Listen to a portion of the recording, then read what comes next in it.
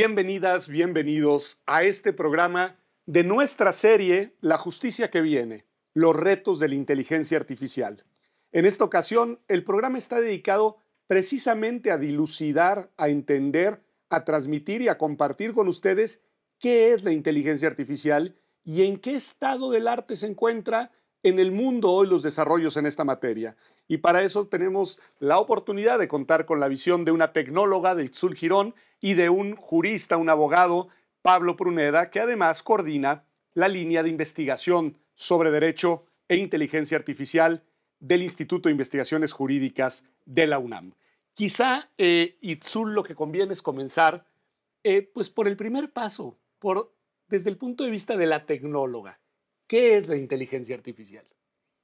Buenísimo. Muchas gracias, primero, por esta invitación. Vamos a tener una plática que en este momento en el mundo es súper relevante. La visión jurídica con la visión tecnológica. Es el momento de unir esas visiones. Y desde esta visión tecnológica, la inteligencia artificial es esta capacidad que tienen los sistemas para realizar las tareas que generalmente deberían de requerir de supervisión y pensamiento humano. Entonces, decimos y nos volteamos que los sistemas se empiezan a volver inteligentes porque suelen resolver los problemas que nosotros podríamos realizar a través de nuestra cognición, ¿no? y de la toma de decisiones. Y de la toma de decisiones. Así es. A ver, los desarrollos en los últimos años han sido brutales, Pablo, porque bueno, ustedes me han enseñado, esto no es nuevo y entonces nos vamos a Turing y podemos medio siglo atrás y demás, pero no hay duda de que en los años recientísimos estos sistemas que empiezan a resolver problemas, como dice Itzul, han tenido saltos, si me permite decir así, cuantitativos muy importantes. ¿Qué decir de eso? ¿Por qué ha sucedido y en dónde estamos? Gracias, Pedro, y reitero el agradecimiento por estar aquí. Saludos, Itzul. Qué gusto estar aquí para hablar de este tema, donde efectivamente lo que tú dices es muy acertado. Esta tecnología que se llama inteligencia artificial y que, como bien nos explicó Itzul, tiene que ver con el concepto mismo de inteligencia, que es la capacidad de resolver problemas complejos. Hoy se le traslada a las máquinas, pero esto ya se imaginaba desde hace muchos años. La ciencia ficción fue la primera en abordar la imaginación de una entidad no humana con capacidad cognitiva. 1920 en Karol Čapek en la República Checa, Isaac Asimov, que incluso es el que nos aporta el primer cuerpo normativo de la inteligencia artificial cuando ni existía lo que hoy estamos viviendo. Sus libros eran fantasciencia, era leerlos, era imaginar algo que nunca pensábamos que iba a suceder. Y viene esta aportación ya científica, ¿no? En 1950 y tantos, como tú decías, en la Universidad de Dartmouth se le bautiza como inteligencia artificial. Empiezan las grandes expectativas sobre los desarrollos de esta tecnología y con las expectativas también las grandes frustraciones ante la incapacidad tecnológica para dar aterrizaje a esas expectativas. ¿Qué pasa? Que recientemente, con la capacidad del aumento o el aumento brutal de la capacidad de cómputo, el aumento de la capacidad de almacenamiento de datos, el Big Data que ya llevamos años escuchando, hoy hace palidecer lo que en su momento emocionaba. La capacidad de almacenar datos hoy es monstruosa y con ello la capacidad de desarrollar sistemas que tienen esta manera tan adecuada de aterrizar lo que hoy entendemos como inteligencia artificial. Para los jóvenes que ya perdieron la capacidad de asombro porque desde que nacieron están inmersos en la tecnología, este es un proceso muy natural y evolutivo y muy adecuado y que entienden perfectamente. Para la gente de nuestra generación y mayores, la verdad es que es un reto importantísimo.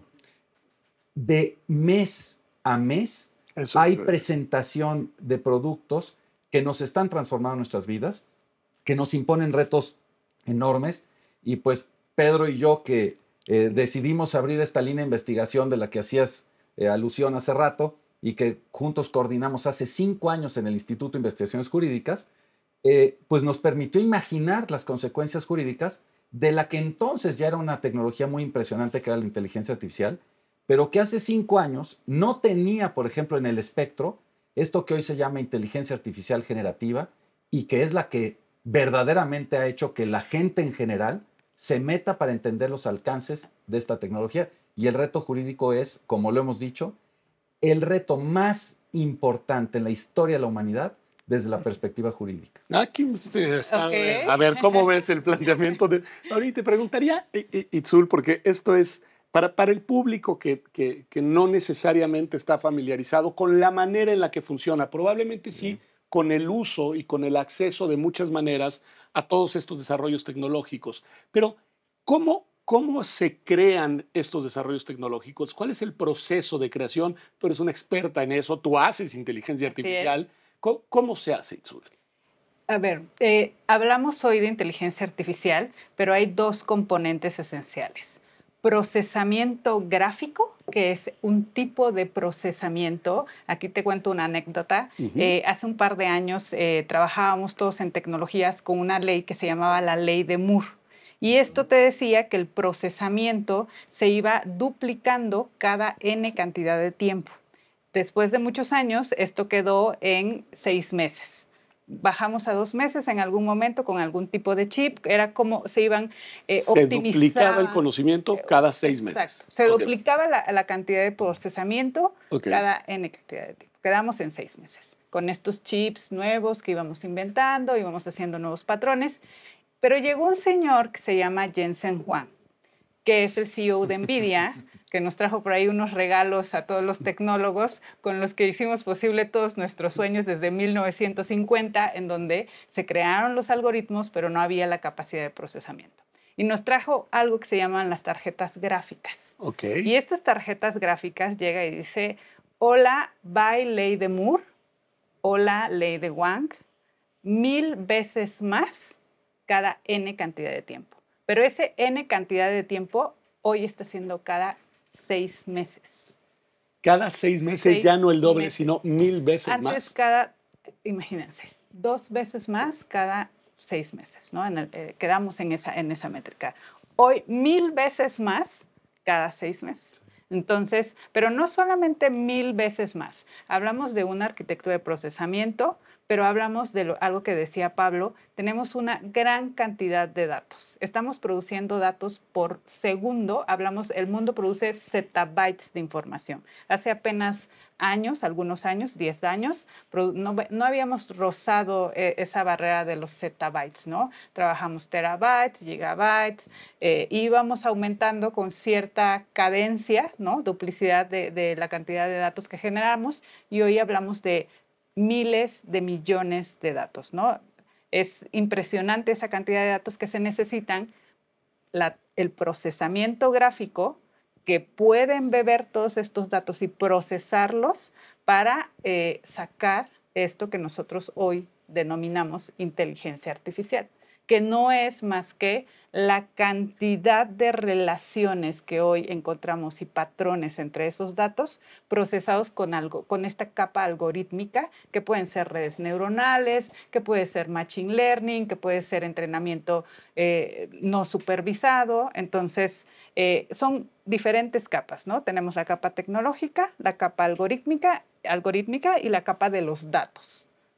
Entonces, es impresionante. A ver, tú metes esta cantidad de datos y por supuesto que los sistemas empiezan a ser más inteligentes, porque ¿cuánto nos acordamos nosotros? ¿De cuántos números te acuerdas de nuestra agenda, no? De cuando antes incluso tal vez sí, ¿no? ¿Qué tareas podemos optimizar a través de esos? Muchísimas, muchísimas. Y ahí está el gran desafío en la aplicabilidad de todos estos sistemas y que puedan estar al alcance de todos, ¿no? Vamos a preguntarle algo al abogado con esto que nos acabas de decir.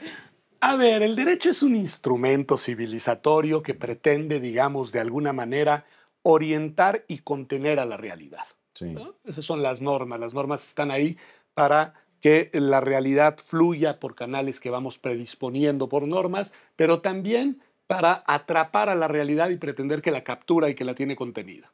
Lo que nos dice Itzul, pues parece que es un fenómeno que no respeta ninguna de estas, digamos, pretensiones del instrumental jurídico, del aparato normativo, de las constituciones, de los códigos, de las leyes, incluso de las decisiones judiciales. ¿Qué hacer, Pablo? Mira, vuelvo a lo que decía yo al final de mi primera intervención, que es Este es el reto más grande al que nos hemos enfrentado como seres humanos por la irrupción de una tecnología que tiene además una aplicación en una infinidad de aspectos de nuestra vida. El reto es enorme. Decía Itzul y hablaba de los datos, y la primera vez que yo me metí en el tema, piensas en los datos desde la perspectiva jurídica. Y entonces entiendes que los tecnólogos te dicen, no, espérame, es que hay unos datos que son los datos estructurados, que son esos que encontramos en las bases de datos, que son los que llenas en el formato, con nombre, apellido, sexo, género, lo que sea, domicilio. Esos son datos estructurados. Pero de lo que está hablando Itzul también son de los datos estructurados, pero sobre todo es que esta inteligencia, esta tecnología, usa como alimento los datos también no estructurados. ¿Qué serían? Que serían, por ejemplo, tu geolocalización. Con el simple hecho de tener tu celular y habilitar tu posición en el mundo, estás dando información no solo de qué eres, sino dónde estás. De qué eres, los datos, cada vez que tú en las redes sociales le pones un like o ves después de ciertos segundos una nota, estás mandando datos de tus preferencias porque está interpretando una entidad que está recopilando esos datos, está interpretando que tú eres, que tienes estas filias y estas fobias. Hay una infinidad.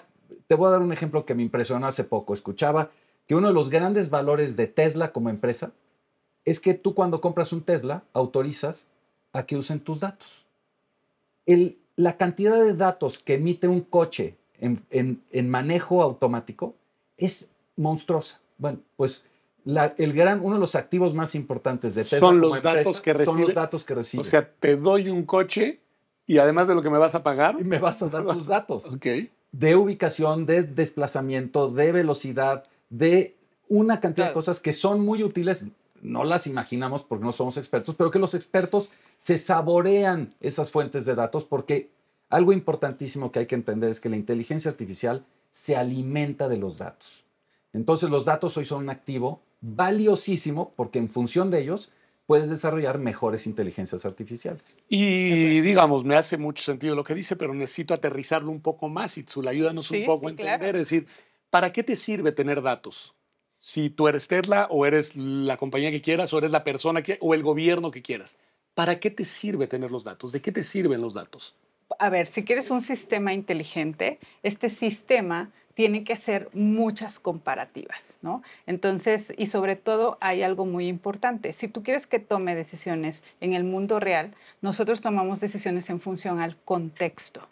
¿Y qué es contexto? ¿No? Es dónde estás, qué haces, temperatura, color. Nosotros tomamos decisiones por vista, así como tenemos todos los sentidos, estos mismos sentidos, digamos que se tienen que desarrollar o contextualizar en un sistema que queramos que tome decisiones. Por eso son tan importantes, porque entre más datos tenga este sistema, va a tener la posibilidad de estar mejor contextualizado. Eso es importante, ¿no? Y a partir de eso decir, bueno, ¿de qué decisión quieres que tome? ¿No? Si escojo verde o azul, si le subo al aire acondicionado automáticamente cuando tu temperatura haya subido 2 grados, si puedo prevenir un choque porque tengo la visión computacional en donde mis sistemas con otro se interconectan, evidentemente, me pueden mandar una señal. Entonces, y los datos se convierten en esa gasolina del motor, así tal cual, ¿no? Si no hay gasolina, podrá haber motor, podrá haber algoritmo, podrá existir también el procesamiento computacional, la infraestructura, pero si no hay gasolina, el motor no avanza, tal cual. Y los datos son esa gasolina. Y los datos son la gasolina de la inteligencia artificial, si lo podemos homologarse. Y podríamos decir que entre más datos, más gasolina, que quiere decir sí, más duración y más potencia. Ahora, estamos en un momento de la inteligencia artificial hoy en donde los datos son relevantes. Estamos cruzando la frontera a generar data sintética. ¿Y eso qué sería? La data sintética son modelos que replican, a partir de los datos que ya tenemos, replican más datos en diferentes condiciones, en diferentes simulaciones. Entonces, digamos que tú ya tienes un paquete de datos, pero puedes meter esos datos a replicarse en un modelo simulado de condiciones y se van reproduciendo y reproduciendo y reproduciendo, y a ese data que se produce se llama data sintética. Y toda esa data sintética no solamente es, hay algo bien interesante. Los sistemas de inteligencia artificial, cuando nos preocupamos, y existe una gran preocupación por los datos personales, pero estamos generando el modelo más grande de Digital Twin que se está haciendo en el mundo, es un Digital Twin World, lo está construyendo NVIDIA. Y esto significa datos del mundo, o sea, de nuestro ecosistema, de la naturaleza, de la temperatura, de los movimientos, de cómo funciona el mundo, de todos los sensores que hoy existen. Ese tipo de datos que se están generando no son sintéticos, pero evidentemente ayudan a producir mucho más decisiones específicas de los sistemas para poder llegar a la autonomía. Hoy la inteligencia artificial, los sistemas todavía no tienen autonomía. Todavía hablamos de sistemas supervisados, ¿no? A ver, ese concepto otra vez para los abogados es clave, Pablo.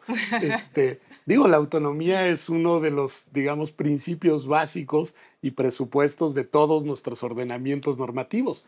¿Qué decir si lo que nos está diciendo Zul es que los sistemas, iba a decir las máquinas y creo que no es preciso, los sistemas se van a volver sistemas con autonomía? Sí. Es decir, ya no van a depender de una decisión, técnicamente lo voy a decir, heterónoma que viene impuesta de afuera, sino que las van a tomar decisiones por cuenta propia. Sí, a ver, esta es la parte más apasionante de lo que hemos hecho y desde la perspectiva jurídica es la que más nos debe de ocupar. Empezamos con una protección de datos, como los entendíamos los abogados, con leyes que ya cumplieron ¿cuántos años en Europa? 25 años. ¿No? 25 años. Sí, ya tenemos toda una construcción normativa para atender eso. Pero estas nuevas realidades te obligan a replantear el tema de los datos, porque está el tema de la privacidad. O sea, los ejemplos son buenísimos. Cuando Apple lanza su visor, el Vision, el Vision, pues es un visor que te permite meterte en una realidad aumentada, ¿no? Donde puedes ver y interactuar con todo lo que te está almacenando o alimentando este sistema. Pero tiene una cantidad de sensores. Esos sensores, uno de ellos, por ejemplo, está revisando el tamaño de tu pupila, de tu retina. ¿Qué significa eso? Pues que con las emociones, pues también hay un movimiento de la retina. No sabemos bien la relación que hay con la retina y muchísimas cosas, pero la inteligencia artificial tiene esa capacidad de establecer patrones que no conocemos, pero que ella los descubre. Y entonces podría inferir emociones, podría inferir incluso estados de salud, podría inferir muchas cosas. Esa información puede alimentar muchos otros sistemas que puedan monitorear tu condición de salud general, tus emociones, tus predilecciones y conocerte de pronto cada vez mejor que incluso tú mismo. ¿Por qué es relevante esto? Porque desde la perspectiva jurídica, si a eso le das un buen uso, pues es maravilloso, es una herramienta que te permite estar saludable, detectar alguna enfermedad con tiempo, pero desde una perspectiva negativa, un mecanismo que te permita conocer tanto al ser humano podría, pensemos en la coyuntura electoral, ¿no? En un proceso democrático, podría permitir una manipulación de masas a partir del entendimiento de sus vulnerabilidades, sus discursos que emocionan más, etcétera, etcétera. Hay expresiones que preocupan, como el uso que da, por ejemplo, China en este scoring social, ¿no? Cuéntanos qué es eso. Donde lo que hace el gobierno, pues, es usar todas estas herramientas para ir perfilando personas y entonces poderte poner una calificación. Si tú eres una persona que se conduce de conformidad con lo que ellos creen que es lo ideal, lo normativamente adecuado, entonces te ponen una calificación que te permite comprar boletos del teatro, del cine, acceder a una serie de servicios.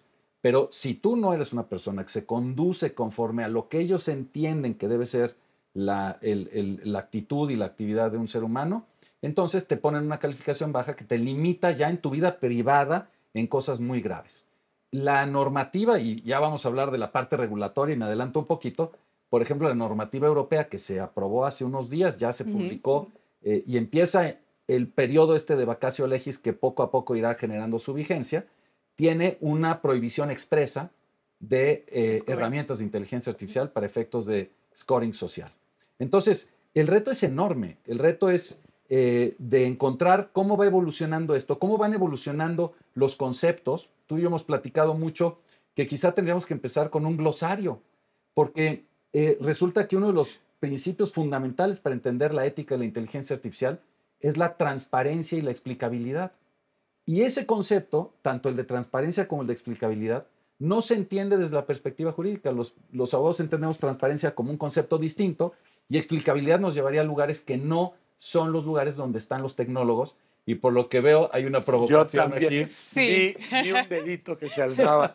Así que adelante, Itzel. A ver, esto es muy relevante lo que comenta Pablo respecto a dos puntos. Uno, que en este momento del entendimiento de la tecnología queremos transferirles los dilemas éticos que nosotros tenemos a través de nuestra sociedad. Tenemos la forma de comportarnos, cómo establecemos a una máquina. La máquina, todo el tema siempre y la toma de decisiones va a partir de los humanos. La máquina es una máquina y la máquina trabaja con funciones binarias, 1 y 0, modelos, está programada, ¿no? Y quien la está programando somos nosotros. Pero más que quien la está programando, quienes usamos la tecnología somos nosotros. Y en ese sentido, cuando nosotros nos dicen, oye, vamos a hacer inteligencia artificial ética, vamos a hacer inteligencia artificial transparente, ¿no? Créeme que tenemos lo que le decimos, no nos estamos conectando, comunicando, Sí. ¿no? Estamos hablando de cosas completamente distintas. La transparencia de un modelo de caja negra, cuando tú no sabes técnicamente cómo toma la decisión. Es como si tratáramos de abrir nuestro cerebro y decir, ¿cómo se te ocurrió eso? ¿No? Dime, pero ya lo abriste, ¿no? Ya lo abriste y le quieres preguntar cómo se te ocurrió, no va a funcionar, ¿no? Así no funcionan estos sistemas. Pero en donde sí hay trazabilidad y transparencia y puede existir esta trazabilidad y cómo se puede hacer, son dos cosas en los sistemas. La arquitectura y los datos.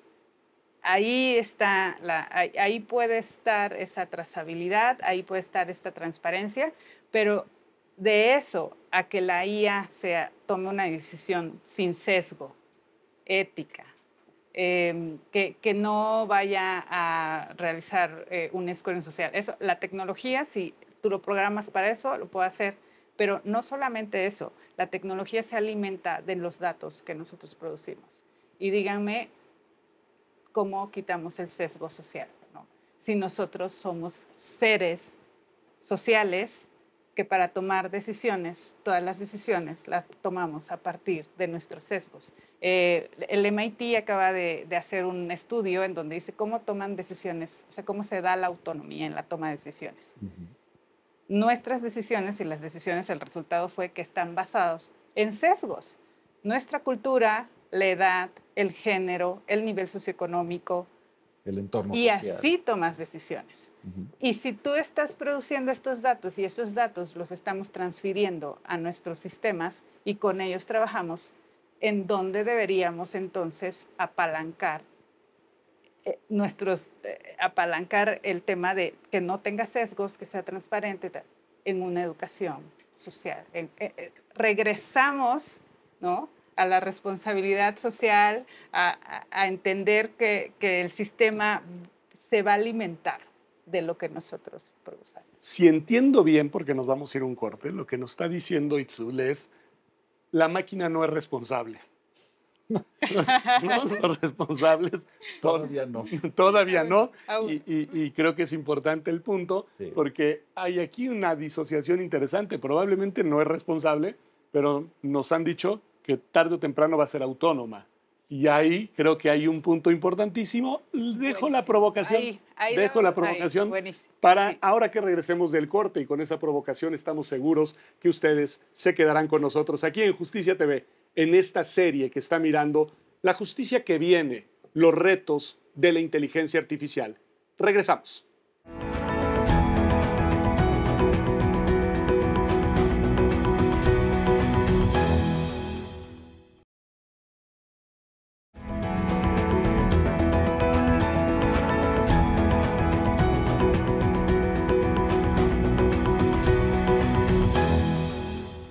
Ya estamos aquí de vuelta en Justicia TV, en este programa en el que estamos platicando sobre qué es y en dónde nos encontramos en materia de inteligencia artificial. Porque como usted sabe, esta serie es una serie que tiene como objetivo vislumbrar la justicia que viene, los retos de la inteligencia artificial. Itzul, y en el cierre del bloque anterior quedamos un poco atorados en una provocación.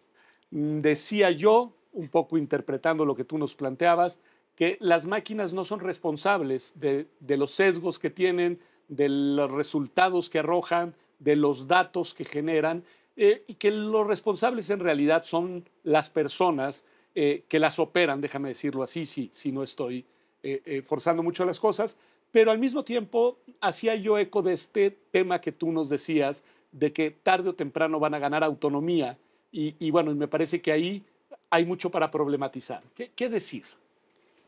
Bueno, primero, A el ver. tema de responsabilidad. Me parece es una responsabilidad compartida entre las empresas de tecnología, el gobierno en una parte regulatoria, debe existir regulación, y el usuario, ¿no? Ok. Esto debe ser claro en cualquier sistema, tenga o no tenga inteligencia artificial. Y lo segundo, que es la siguiente frontera de la inteligencia artificial y hacia donde nos estamos orientando, es justamente hacia los agentes cognitivos autónomos. Entonces, esta inteligencia artificial que hoy conocemos evoluciona a un agente cognitivo que tiene capacidades similares o, aquí ya hablemos, superiores a las de la inteligencia humana, ¿no? Aquí vamos a romper el primer precepto en donde tenemos esta idea de inteligencia basada en un concepto es humanocentrista, Sí. tal cual, ¿no? Ahí nuestro concepto de inteligencia está evolucionando y llegamos a estas máquinas que pueden tomar decisiones. Pero aquí entra lo interesante. Estas máquinas no se pueden mandar solas, no pueden funcionar solas. Entonces aquí entra la otra parte que va a evolucionar y que tiene que evolucionar para poder afrontar este desafío, y que son los marcos regulatorios de los agentes cognitivos autónomos.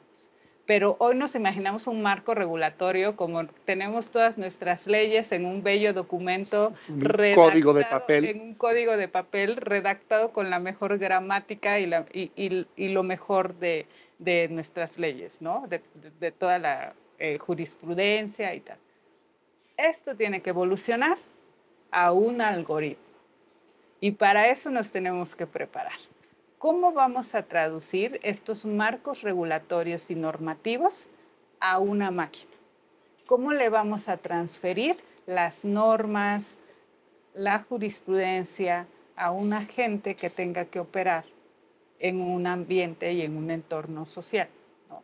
¿Cómo lo van a hacer? ¿Cómo va a evolucionar? Ahora yo les planteo el reto aquí, ¿no? ¿Cómo vamos a evolucionar para regular esto, ¿no? Para regular los sistemas? No desde una perspectiva tecnológica, porque eso ya se puede hacer hoy, ¿no?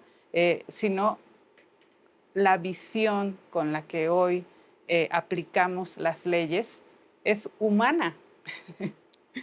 A ver, está interesantísimo. Y si vamos y pensar en esto, ¿no? Ahora que me dices, ¿hacia dónde nos van a llevar? ¿Colaboración máquina-humano? ¿Las máquinas sirviendo al humano o los humanos trabajando para las máquinas? Pues a ver, Pablo, ¿qué decir de eso? ¿Cómo imaginar? Lo que me está diciendo Itzul es que incluso la forma de regulación tiene que ser distinta. Sin duda. Hablamos de la enorme complejidad, es la tercera vez que lo digo, pero no es redundante, porque esa es la parte importantísima. Estamos aterrizando parte de la complejidad para regular una tecnología de estas. Geoffrey Hinton, que es considerado uno de los padrinos de la inteligencia artificial, me parece que lo dice y complementa muy bien lo que nos está diciendo Itzul. Lo explica de esta manera. Él diseñó la arquitectura Transformer, que es en la que está basada el GPT, la T de GPT, del chat GPT, es Transformer, es una arquitectura, es una forma de organizar a los algoritmos a partir de los cuales, con una alimentación masiva de datos, logra generar respuestas a prompts, a entradas por escrito o ya ahora verbales, eh, da respuestas muy elocuentes que todos los que hemos usado el ChatGPT en sus versiones a partir de que fue liberado en noviembre de 2022, pues hemos visto cómo cada vez es más elocuente y cada vez es más preciso. Sin embargo, esa elocuencia no siempre es acertada. De pronto te puede decir algo muy elocuente, pero que no sea cierto. Pero ¿qué decía Hinton, que es el que diseñó esto, que era alto funcionario de Google y que un día anuncia al mundo que renuncia a Google para poder estar en libertad de hablar y decirnos cosas que estaba viendo? Él estaba interactuando con el modelo de Google. Acuérdense que ChatGPT es de OpenAI, es otra empresa, eh, pero él trabajaba con su modelo interno que no había liberado Google al mundo y empezó a interactuar con este modelo y, y empezó a ver cosas que le llamaron la atención. Él decía, yo tengo mi prueba de que pues estos sistemas súper desarrollados de inteligencia artificial, sí, aparentemente los alimentas con información, una cantidad impresionante de información, de datos, y le generas un algoritmo altamente complejo basado en redes neuronales profundas. La salida no nos podemos explicar, decía él, los que desarrollamos el algoritmo, los que desarrollamos la tecnología, no nos explicamos la salida. Como no nos podemos explicar, y lo decía muy bien Itzul, el proceso cognitivo, por qué de pronto un ser humano dice algo que dice. ¿Cómo llegó a esa idea? Bueno, pues nadie se lo puede explicar. Estamos cerca de eso. Y acuérdense que las redes neuronales profundas, su arquitectura está basada en la estructura de las redes neuronales humanas. Entonces, los resultados, decía Hinton, es, yo hacía una prueba que pasó mi sistema. Le conté un chiste, le pedí que me lo explicara y me explicó en qué consistía la gracia del chiste. Cuando Hinton vio eso, con otras pruebas que había hecho, él alzó la voz y dice, oigan, ya estamos rozando un mecanismo artificial que está empezando a generar cosas que yo creo que son muy anticipadamente, pero son procesos cognitivos propios que me hacen pensar que eventualmente podremos alcanzar una inteligencia artificial con capacidad cognitiva propia, de entendimiento de la realidad, que no es solamente qué le meto al algoritmo y cómo lo programo, que son las bases de una inteligencia artificial tradicional, a la que sí se le puede predecir el resultado. La transparencia y explicabilidad radica en eso. Si queremos usar sistemas profundamente transparentes y explicables, serán sistemas donde lo que yo le programé y con la información que le doy me permite explicar de manera transparente el resultado. Eso, por ejemplo, para sistemas de auxilio de la actividad jurisdiccional, ¿no? Tienen que ser sistemas que tengan un alto contenido de explicabilidad para que pueda eventualmente la parte afectada, por una resolución algorítmica avalada por el juez, pueda decir, oye, quiero revisar el proceso para impugnar si hubiera algo.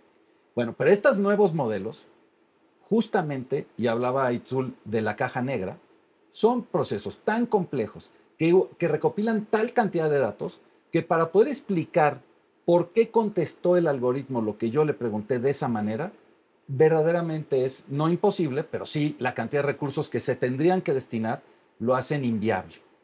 Esos son los sistemas que hoy están funcionando. Esos son los sistemas que la gente está usando. Esos son los sistemas que algunos abogados al principio usaban ChatGPT para documentar casos en Estados Unidos.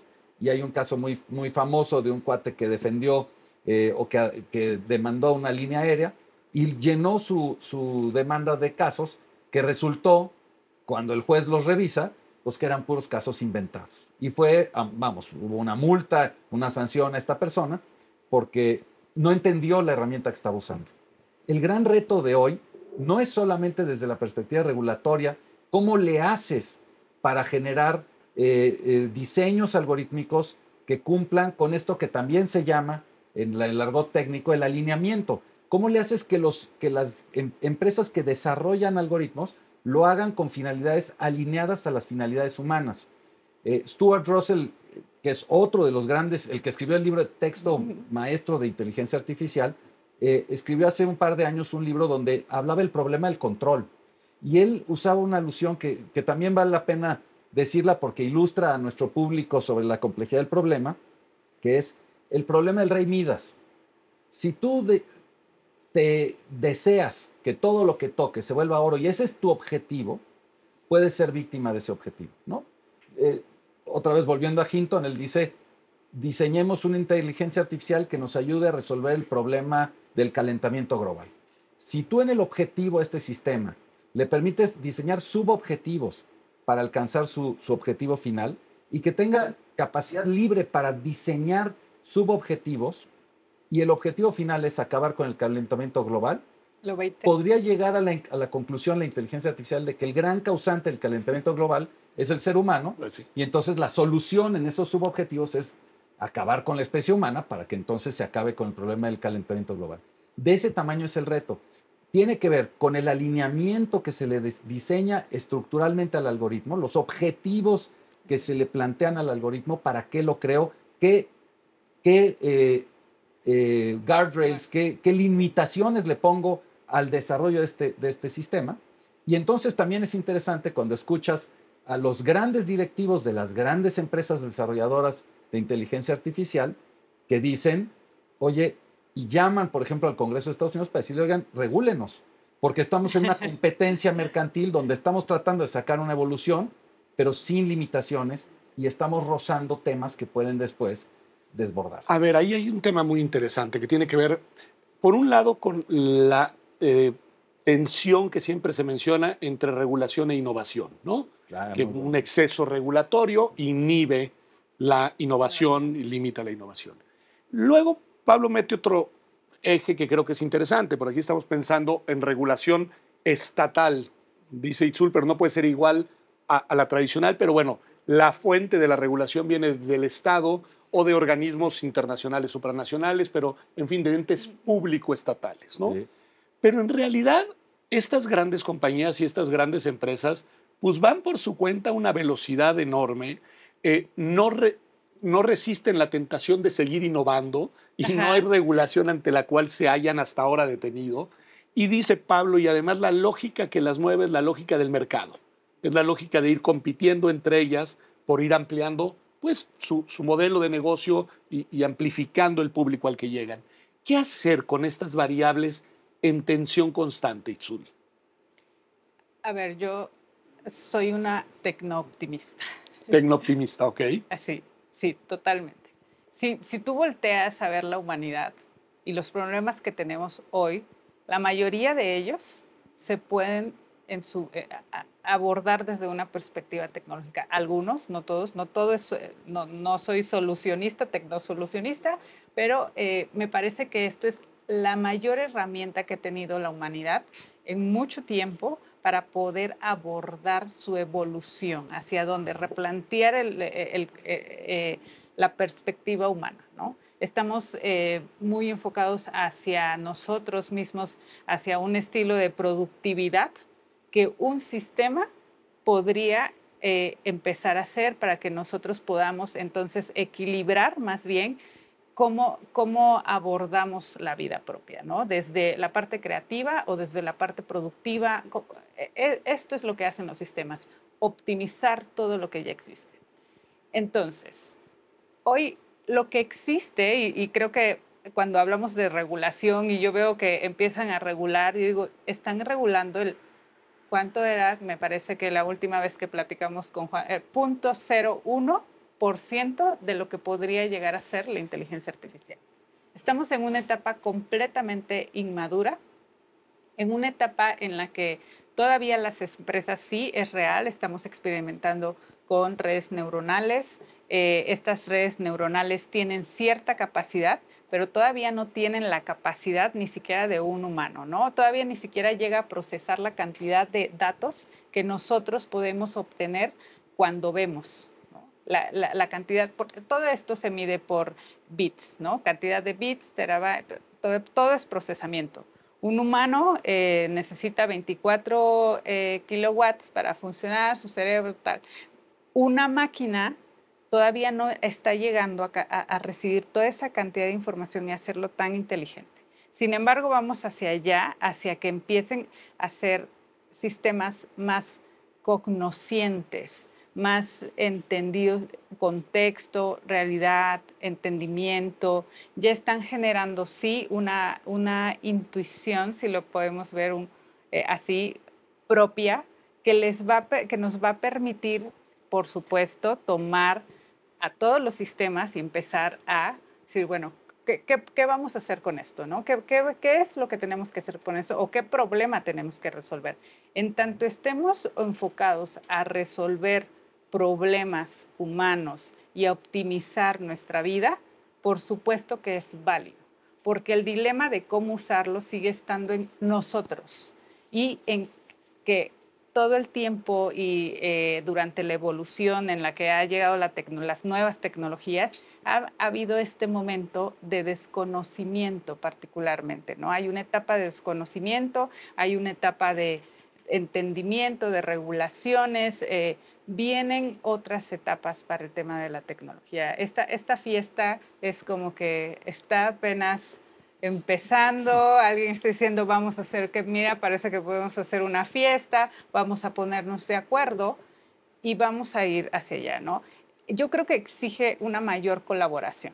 Pero es interesante porque nos dices lo que ahorita ya se puede imaginar que se regula es apenas una pequeña parte de lo que viene. Sí, y en ese sentido la regulación está condenada, digamos, al fracaso, pero al fracaso simplemente porque su objeto regulado está en permanente transformación y en una transformación además nos dices expansiva. Expansiva, 1000 veces más, arquitecturas de procesamiento que se van mejorando, pero viene otra etapa, la siguiente etapa, la más próxima antes de los agentes cognitivos, es inteligencia artificial como software.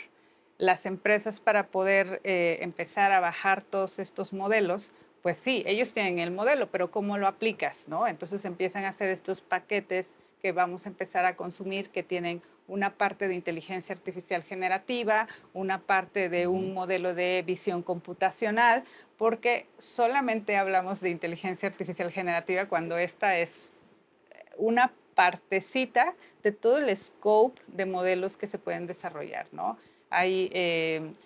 Estamos evolucionando también o desarrollando temas transhumanísticos. Imagínense cuando llegue este tema, ¿cómo vamos a hacer? ¿Quieres que pongamos un brazo, un ojo? Ya estamos conectándonos. Hay las primeras pruebas del Neuralink de Elon Musk y están funcionando. Pero entonces, ¿qué queremos? ¿Hacia dónde vamos? ¿No? La tecnología está ahí y por supuesto que debemos avanzar. Regular en un momento temprano, más que poner,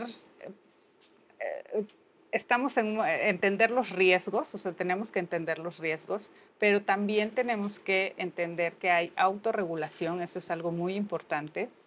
A ver, hacia allá iba Pablo y te iba a preguntar, porque hay quien dice, no, se regulan con sus reglas de cumplimiento, el famoso compliance, cada una de estas compañías, y es una autorregulación y además también es un equilibrio regulatorio entre las empresas que compiten para los desarrollos.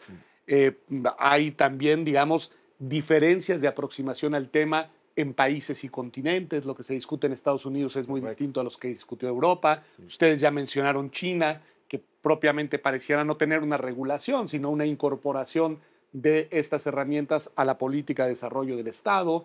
En fin, ¿qué decir de estas modalidades y alternativas diferenciadas de regulación? Y complejidades. Mira, retomo el gran dilema que tú tocaste hace rato, que tiene que ver con regulación y desarrollo de la tecnología. Okay. Entonces, sí hay un tema de vinculación entre regulación y desarrollo. Me parece que la prueba más, hay discusión al respecto, pero creo que la prueba más elocuente al respecto es Europa no es en sí mismo un líder en el desarrollo de inteligencia artificial. Los grandes líderes en el mundo son China y Estados Unidos. Hay un elemento que no podemos dejar de lado. Para una tecnología de tal importancia, la lógica de geopolítica en el desarrollo de la tecnología es fundamental. Okay. Aquí se están jugando el liderazgo mundial China y Estados Unidos. Okay.